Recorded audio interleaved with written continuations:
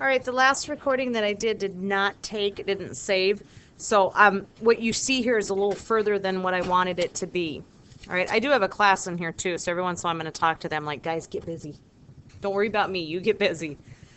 Okay, so where the last recording left off, you were supposed to make all of your letters block letters. Same thickness, very uniform, but block letters. So let's assume you have that done with your first name and your last name.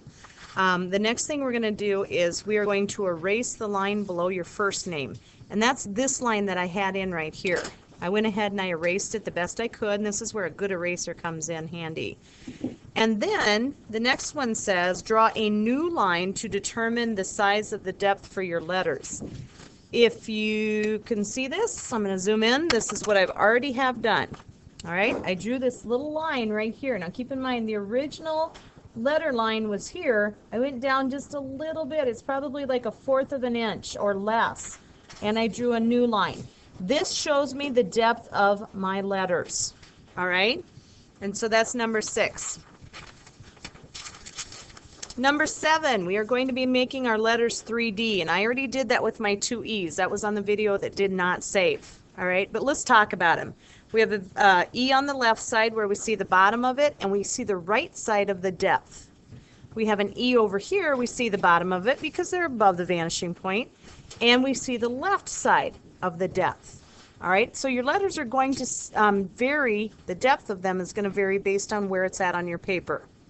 All right, so I'm going to do easy letters first. I'm going to start with my F, and then I'm going to stop this video. All right,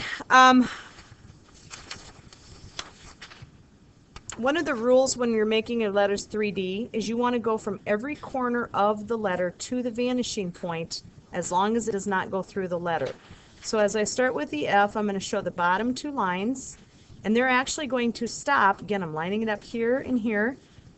The line's going to stop right here because that's my depth line. So if I go up to the top here, I don't have a depth line, so I have to kind of guess. I'm just going to draw a short little line going to the vanishing point, and we're good to go there. If I try and draw a line here, it goes through the face of the letter, so I can't do that. I can, however, show some depth here, and I can show depth here. All right, and I cannot do it there. So I'm done with that part. That's rule number 1. Line from every corner as long as it doesn't go through the face of the letter.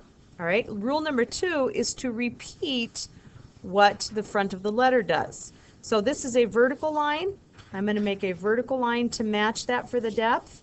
This is horizontal, so I'll make a horizontal line so it's parallel. And I'll do another one right here, and then that should finish up the depth of the letter for the F.